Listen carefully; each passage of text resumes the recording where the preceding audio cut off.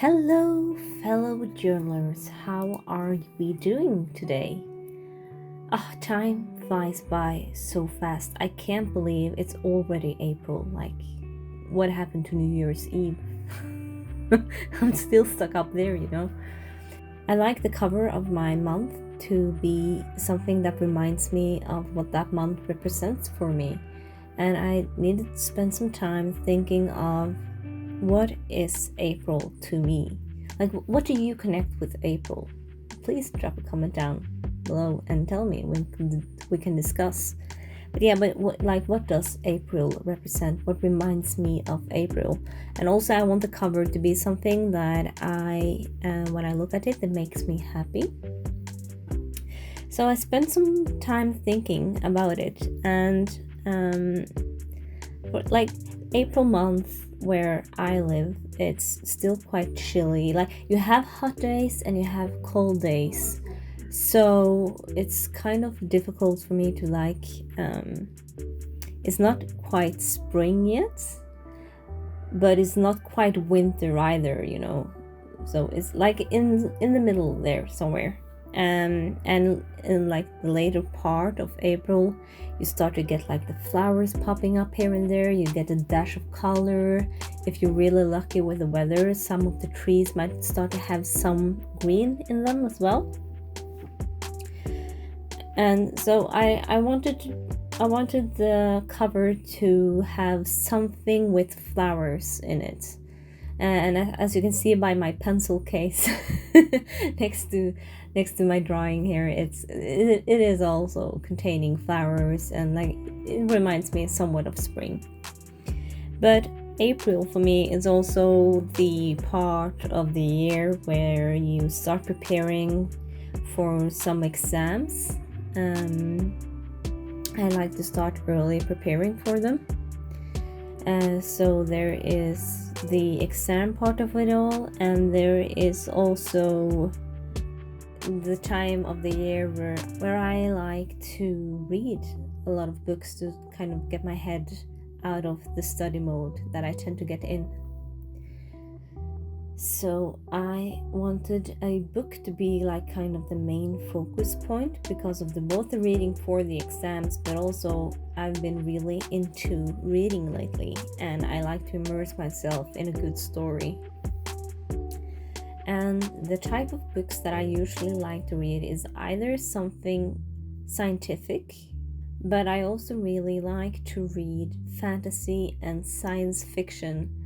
And to make the cover page somewhat interesting, I thought that could be the main theme of the book is adventure, science, sci-fi, and fantasy, because I really love fantasy.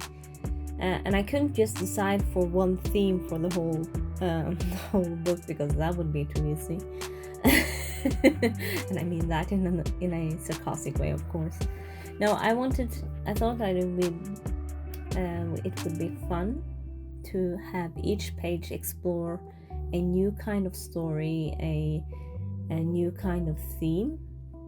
So for the first drawing, I went for kind of like a science fiction. I've been rereading Red Rising again, and it's such a good story, and I love that so much. It's really, really good book.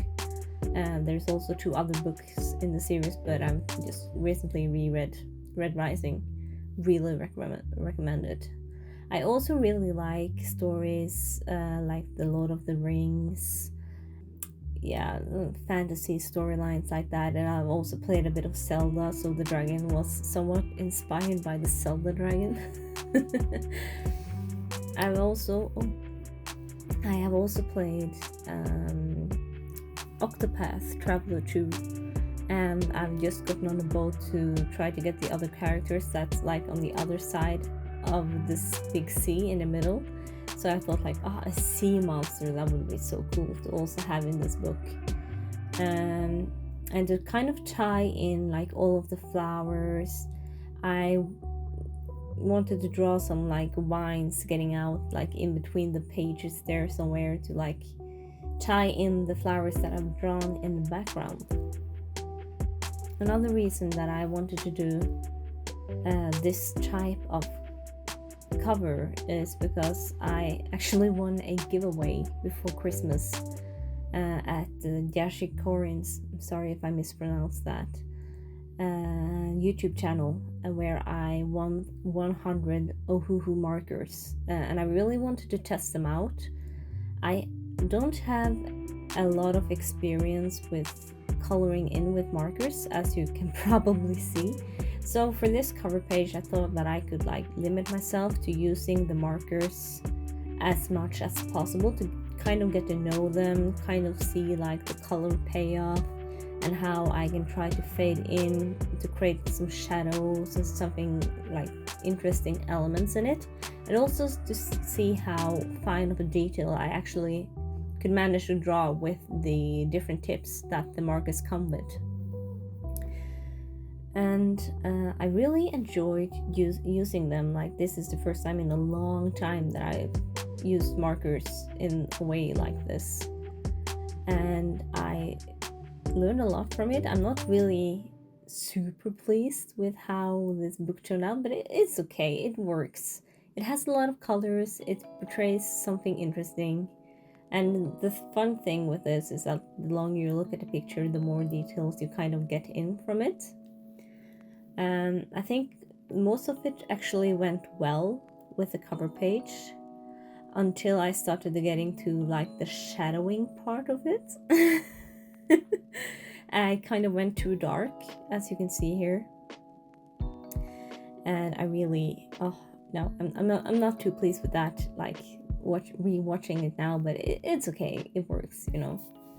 But yeah, I won this markers at a giveaway at Yasha Karin's YouTube channel, and oh, she's such an amazing creator. I have followed her for perhaps 6, 7, 8 months now, perhaps closer to a year. She creates a lot of beautiful bullet journals, and they're so functional, and you should really check her out if you have the time. She's such an inspiration.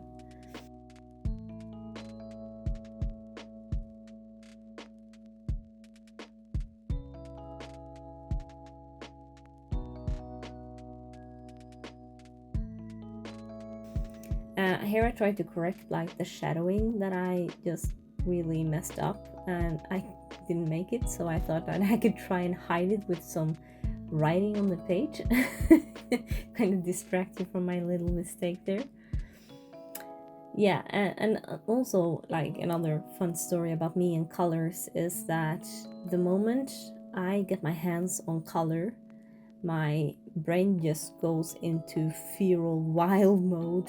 And like here I have the excuse that I wanted to test as many colors as possible, but I have also I've always had this problem when I was a child as well. Parents had to take away my colored pencils and put them in their own case when I was a kid, because oh dear, I managed to always go wild with the stories. The one story that they like to reignite and like retell a lot of times is one time in I was like 7 or 8 years old at the elementary school. We were supposed to examine how the Egyptians got their stones for the pyramids, and it all started really well. And we were supposed to illustrate it afterwards.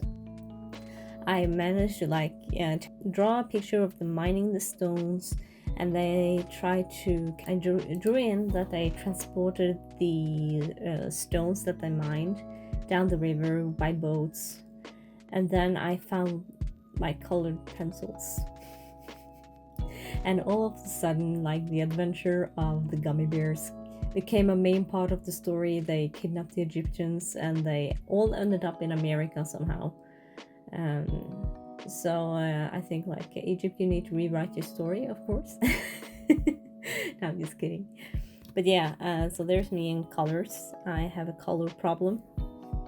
I also added a lot of petals, colored dots in the background. It's supposed to be like petals from the different flowers that I drew.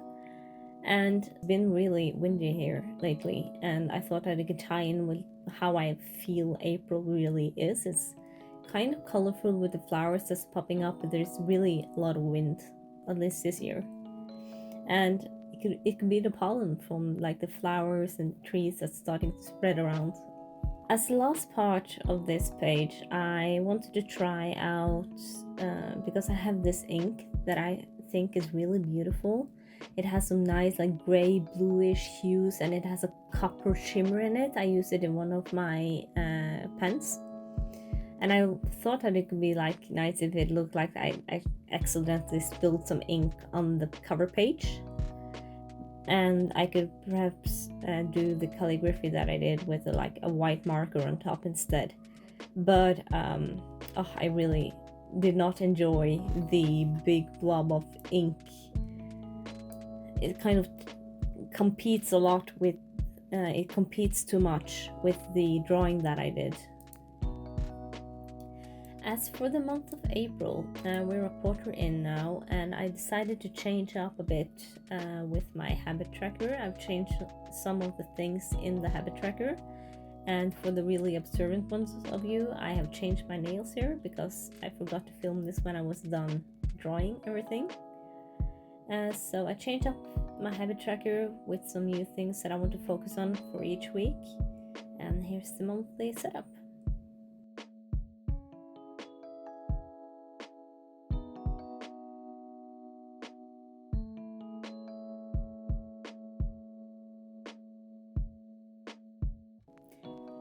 Thank you so much for watching and listening to me ramble for like 12 minutes.